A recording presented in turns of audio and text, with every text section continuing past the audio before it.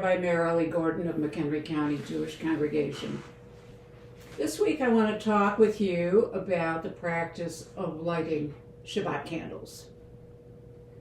We light Shabbat candles on Friday night before sundown.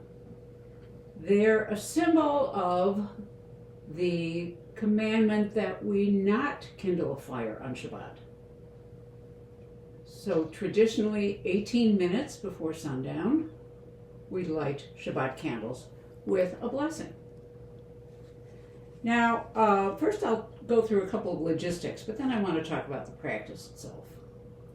Now, how do you know when sundown is in your particular locality? I use a weather app. I have a couple of weather apps on my phone, and I look and I see when is sundown that day. It tells you when sunrise is, when sundown is.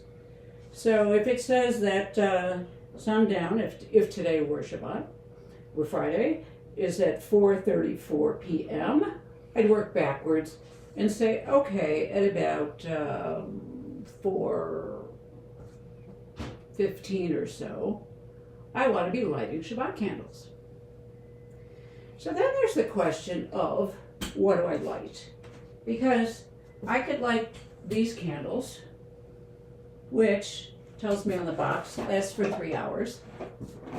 Or I could light what's called neironim, from the word ner, meaning candle, or lamp. And these go into a glass holder. And when you light them, they last for 4.5 hours. So particularly, I use these in winter, because if I'm lighting candles at 4:30 in the afternoon and not eating till 7:30, I don't want to be sitting here and the candles are almost burned out. So in the winter time, I use the neironim.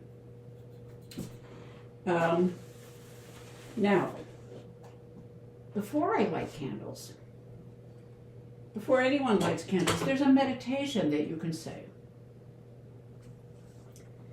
And it goes like this. I'm going to edit it a little as I go along for this particular translation. It has all the these and thous in it.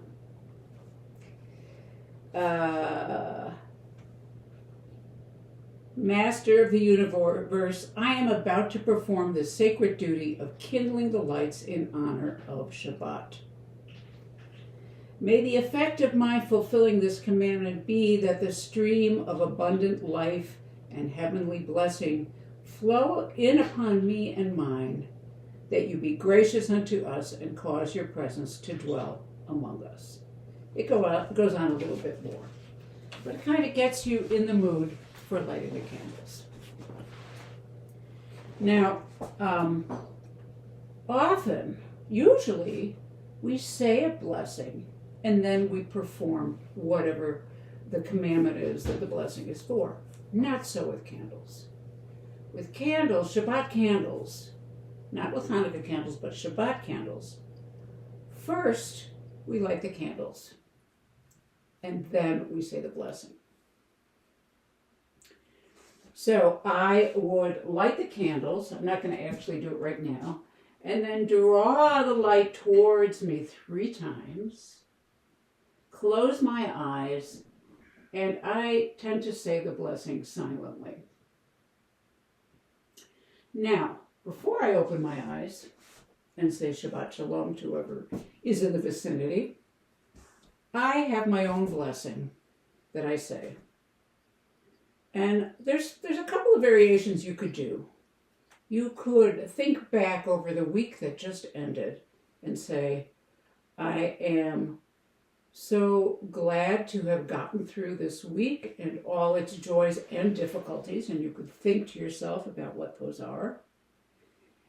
Or what I like to do is I like to bless my family.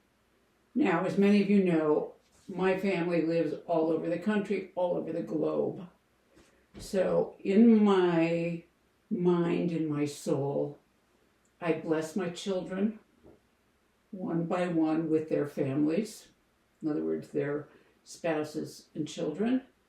I bless my siblings and their children and grandchildren And I have a different hope for each of them. And I do all this, and then finally my husband and myself, blessing us, and then I open my eyes and say, Shabbat Shalom. Now, I want to share with you a beautiful Israeli melody for the Shabbat candle blessing. I just said I do it silently, but if there's a group of people and we want to do it out loud, I don't want to use the Hanukkah melody. That's for Hanukkah. So this is an Israeli melody that I learned many years ago. It goes like this. Baruch atah Adonai Eloheinu melech ha'olam asher kiddushanu b'mitzvotav v'tzivanu lehadlik ner shel Shabbat.